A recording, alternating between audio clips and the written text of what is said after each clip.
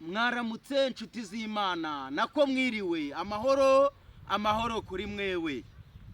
Tuzindutse tubabaza ukuntu Yesu muri iyi minsi uri kumwitwaraho, ukuntu Yesu uri kumukorera muri iyi minsi. Ese ko hageze ibihe bigoye, Yesu uri gupanga ute kujya umukorera? Waba uri wawe wasenga Imana yawe, waba uri mu nzira ugenda upfa kubutekereza Yesu Kristo wagupfiriye ku musaraba i Golgotha. Yesu abantu benshi nzindutse nganira nabo ku nkuru za Yesu. Bambwiye yuko muri iyi minsi bigoye gusenga, muri iyi minsi bigoye guhamagara Imana. Ese weho uri kubona muri iyi minsi bimeze bite gusenga? Gusenga ni ibintu bifasha umukristo uwo ari we wese wamenye Yesu. Gusenga ni ibintu bifasha umuntu wamenye Yesu mu mutima we. Ese weho muri iyi minsi uri gushaka Yesu Kristo uko bikwiriye? Shaka Yesu azaguhemba. Shaka Yesu azakugirira neza. Shaka Yesu azakurengera ubwo uzaba urwaye cyangwa se wahuye n'ibindi bigeragezo bikomeye. Uko waba uri kose muri iyi minsi ntucike intege zo gusenga. Iyi ni iminsi igoye, iyi ni iminsi iruhije, iyi ni iminsi inanizanyije, ariko umunyabwenge iki cyari igihe cyo kugira ngo ashake Imana. Tuzindutse tuje kukubwira ukuntu Yesu agira neza, ukuntu Yesu atabara, ukuntu Yesu yakugirira neza, ukuntu Yesu yakurengera, ukuntu Yesu wamuboneraho umugisha utitaye ngo bimeze bite.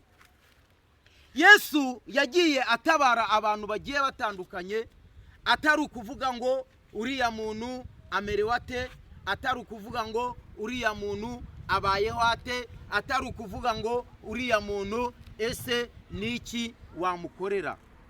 Yesu aragushaka, Yesu akeneye abantu ko bamwegera muri iyi minsi igaragara nk'igoye, muri iyi minsi iruhije, muri iyi minsi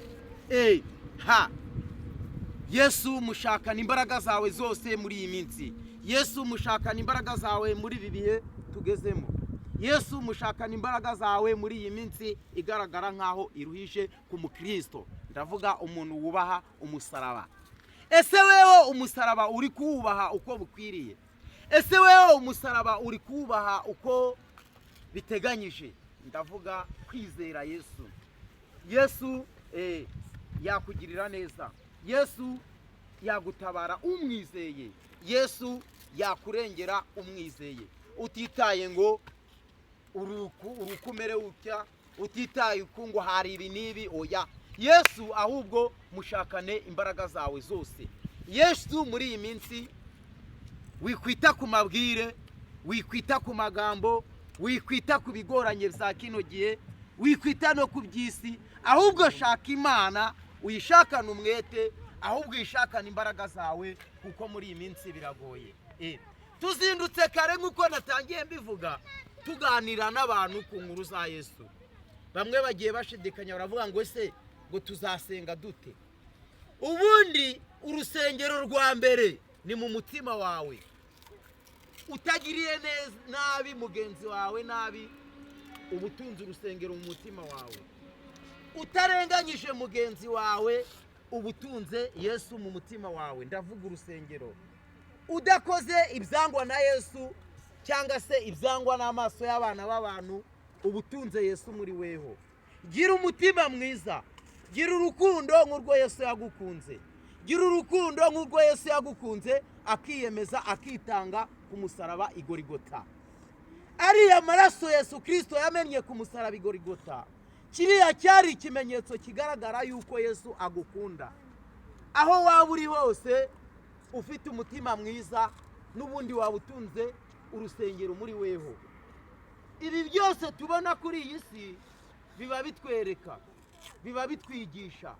Ese wewe hari ikintu muri iyi videwo ugiye kumva kikwigishije nako wumvishije kikwigishije, ariko intego y'iki kiganiro tubyutse dukora, shaka Yesu, shaka Yesu uzamubona, uzamubona.